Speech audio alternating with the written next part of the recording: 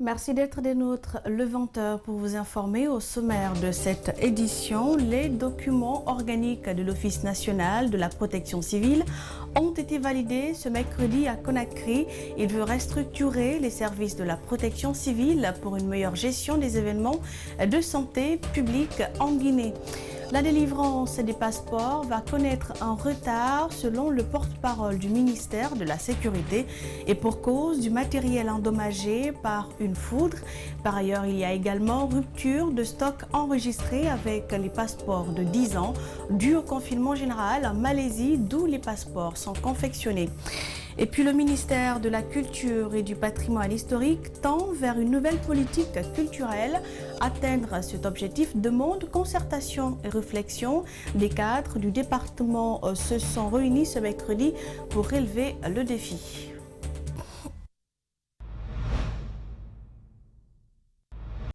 Bonsoir et bienvenue au 20h. Alpha Condé a encore attaqué ses détracteurs mardi sans les désigner.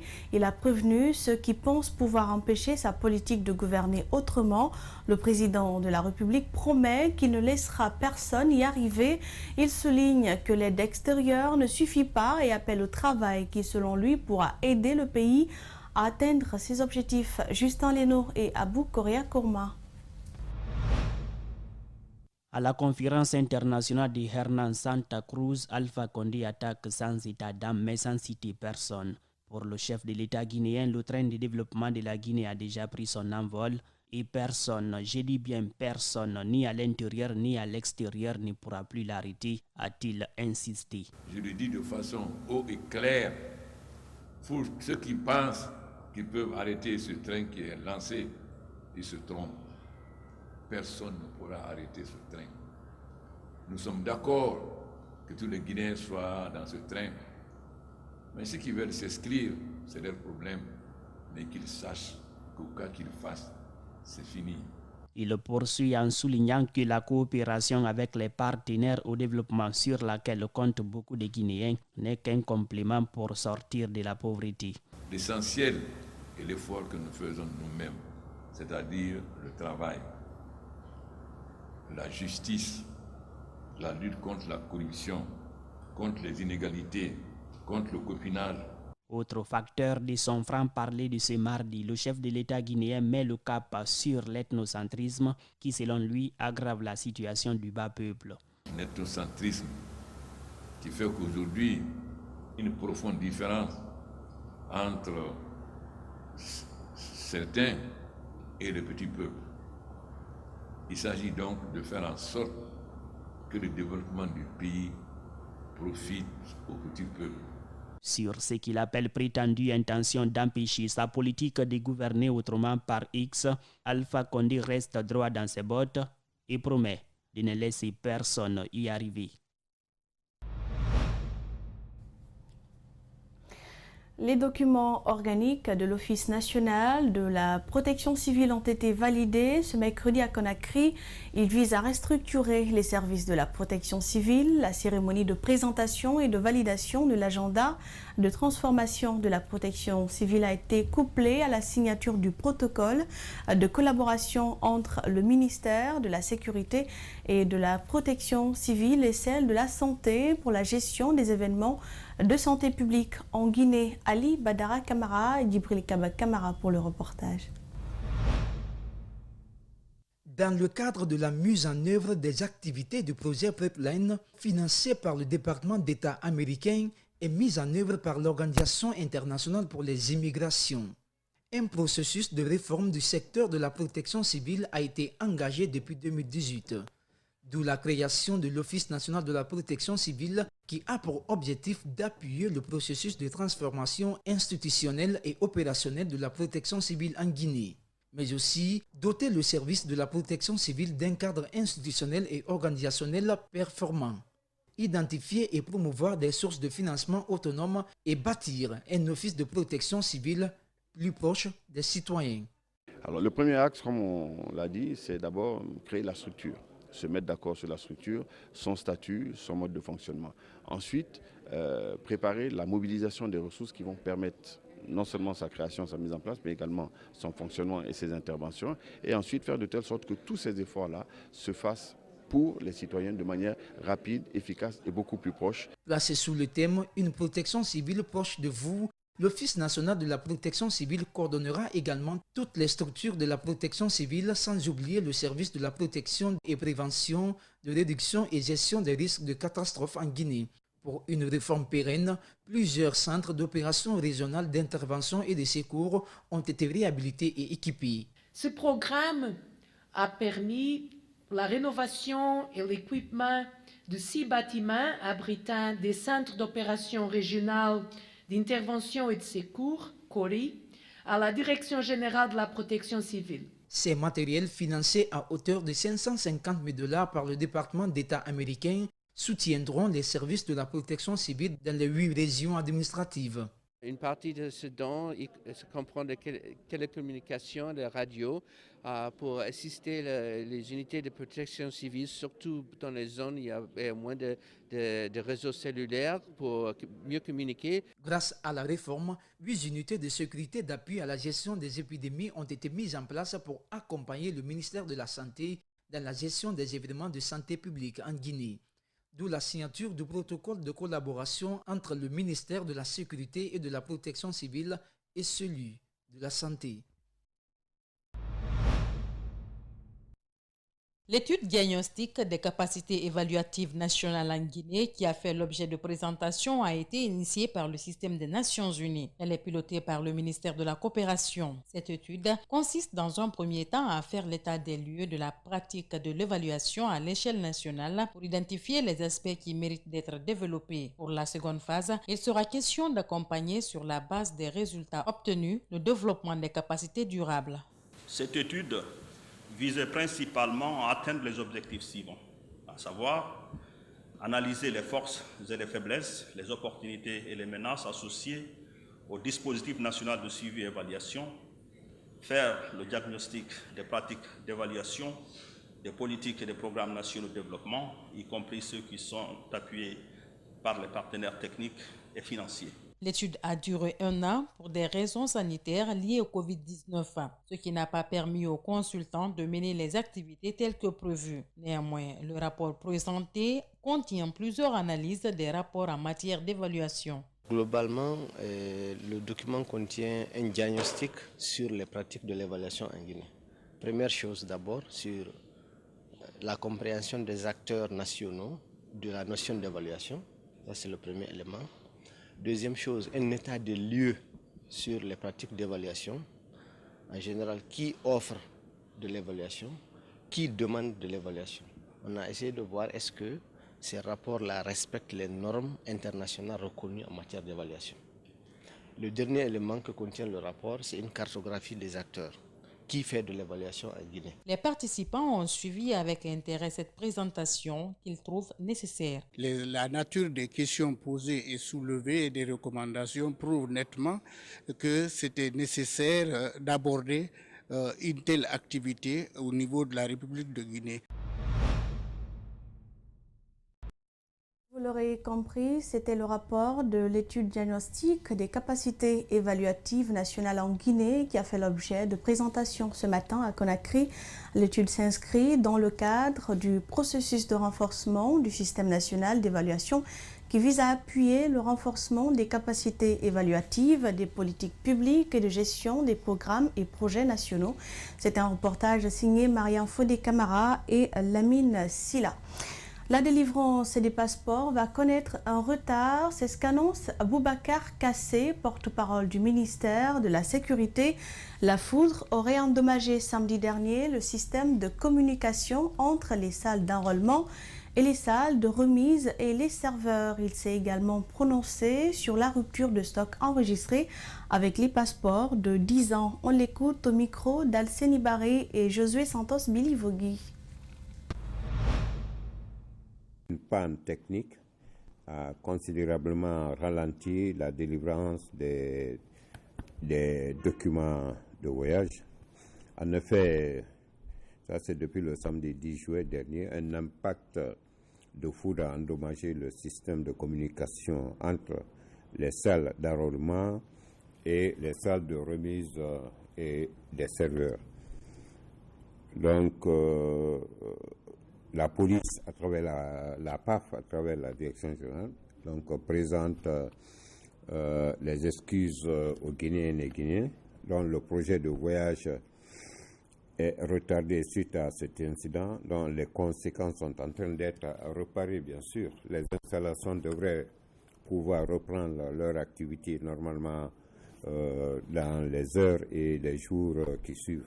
S'agissant des passeports de 10 ans, parce qu'il y a un problème aussi à ce niveau, depuis plus de 3 semaines, donc, il est constaté une rupture de stock qui est enregistrée dû au confinement général en Malaisie, où les passeports sont confectionnés. Vous savez qu'il y a un contrat avec la société Iris. C'est une société malaisienne qui gère la confection de ces passeports.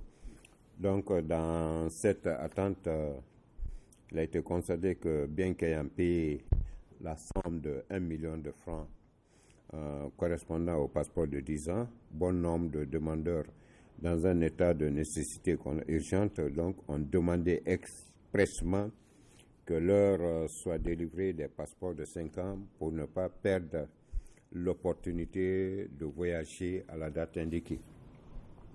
En tout état de cause, donc, le ministère de la Sécurité et de la Protection civile a profité donc pour informer de cet état de fait et que tout informer en même temps pour dire que toutes les dispositions sont prises pour l'arrivée très prochaine des passeports de 10 ans afin de répondre aux exigences des citoyens dans le besoin. Des propos recueillis par Alseni Bari. Une rencontre entre les travailleurs du projet urbain Eau de Guinée, PUEG, en abrégé, et ceux de la Direction nationale de l'hydraulique a eu lieu ce mercredi 14 juillet dans un réceptif hôtelier de la place. Le cadre d'échange s'inscrit dans le sens de la restitution de l'étude sur la modélisation de l'aquifère de la péninsule de Conakry. Le reportage est signé Meshak Sonda Kourouma et Abdoulaye Kamara. Le projet urbain Eau de Guinée poursuit ses différentes activités dans la capitale guinéenne.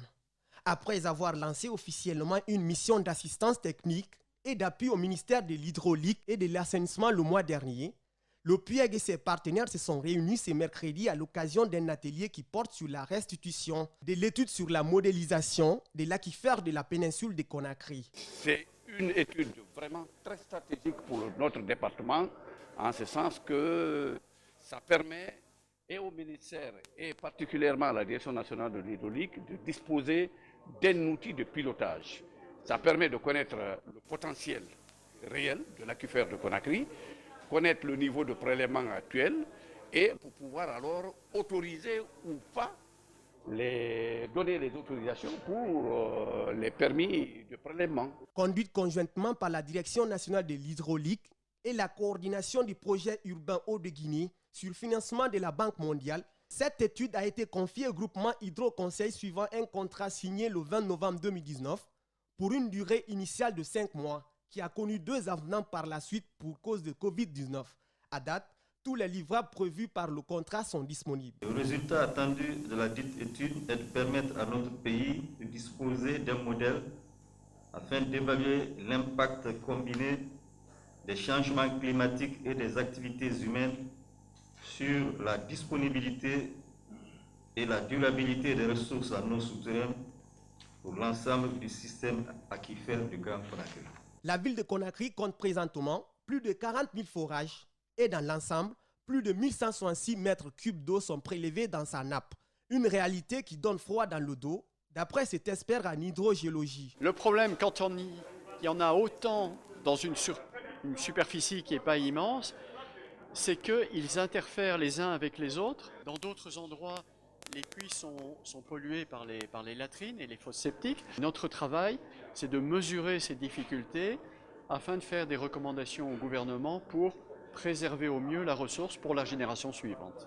Initié pour la première fois en 2017 par le gouvernement guinéen, ce projet a pour objectif principal l'amélioration de l'accès des populations du Grand Conakry aux services sociaux de base, notamment à l'eau et à l'assainissement. Autre fait de l'actualité, insalubrité à Conakry pendant l'hivernage. Cela ne reste pas sans conséquence. Avec 1600 tonnes d'ordures produites par jour dans la capitale, Papakoli Kourma envisage des solutions et c'était au cours d'une conférence de presse qu'il a animée ce mercredi au ministère de l'Hydraulique et de l'Assainissement. Djene Bimba Koulibaly et Mamadou Sadio Baldé pour le reportage. Dès sa prise de fonction, le ministre d'État de l'Hydraulique et d'Assainissement a pris le temps d'évaluer les défis qui s'opposaient à son département. Un programme d'urgence s'imposa. Nous avons demandé un programme intérimaire d'urgence pour nous permettre d'évacuer tous les immondices qui étaient dans la ville de Conakry. Souvent compris et soutenu par ses collègues au niveau du gouvernement, ce qu'il a compris. J'ai été frappé avec un fouet qui était destiné à quelqu'un d'autre. Allez, on est fatigué avec cette histoire de programme intérimaire, cette histoire de programme d'urgence. L'autre défi de tous les jours, c'est le comportement de certaines familles. Les conséquences, le ministre ne les cache pas. Ils savent qu'ils ont jeté les ordures dans les caniveaux, l'eau entraîne et ils n'ont pas conscience de ce que cela peut engendrer au cours de son chemin. La politique du département consiste à miser sur la technique d'enfouissement de déchets dans la préfecture de Koya. Quand on a rempli le casier, on referme. Quand on a refermé, le temps que ces déchets-là passent ici produisent des gaz. C'est ce gaz-là maintenant qu'on récupère, qui sert de combustible pour les générateurs qui produisent du courant. Quand on dit qu'on peut transformer les déchets en énergie électrique, c'est un peu l'un des principes. Le ministre exhorte les ménages à s'abonner avec le PME pour le bien de tous. Et puis on parle culture dans cette édition vers la mise en place de la nouvelle politique culturelle de la République de Guinée. C'est en tout cas ce que souhaite le ministère de la Culture et du Patrimoine historique. Ce mercredi, des cadres du département et des acteurs culturels ont échangé à Conakry sur comment atteindre cet objectif. Mamadou Sadio Baldé pour les explications. 43 personnes prennent part à ce cadre d'échange. Ils vont statuer sur un cadre stratégique de la nouvelle politique culturelle. Il servira non seulement de boussole pour les opérateurs culturels, mais permettra également de réorganiser le secteur. Entre l'adoption de ce document stratégique par le gouvernement et sa mise en œuvre sur le terrain, il faut s'assurer que les acteurs décisifs, que sont les cadres du ministère, se sont appropriés de la totalité des éléments conceptuels, méthodologiques, les critères, les priorités, et qu'ils sont à mesure de jouer leur rôle de leadership pour la mise en œuvre de ce document. L'ancien document de politique culturelle date de plus de 20 ans. C'est pourquoi le ministère veut le toiletter puis l'amender pour apporter un nouveau souffle à la culture à travers une nouvelle politique qui tient compte de l'évolution de l'actualité. C'est un ensemble, c'est une vision, c'est des finalités, c'est des objectifs, c'est des priorités, c'est des critères, des indicateurs qui sont partagés par tous les acteurs. Cette session de formation va s'étendre sur toute l'étendue du territoire national afin de permettre aux différents acteurs de s'approprier des nouvelles orientations du département. Oui, parce qu'avoir une politique bien écrite, c'est une chose. L'appliquer, la mettre en œuvre, ça c'est une autre chose. C'est ce que nous essayons d'amorcer. Et pour mettre en œuvre une politique, il est bon que les cadres de l'administration qui mettent en œuvre cette politique qu'eux-mêmes comprennent très bien cette politique-là avant de penser la mettre en œuvre.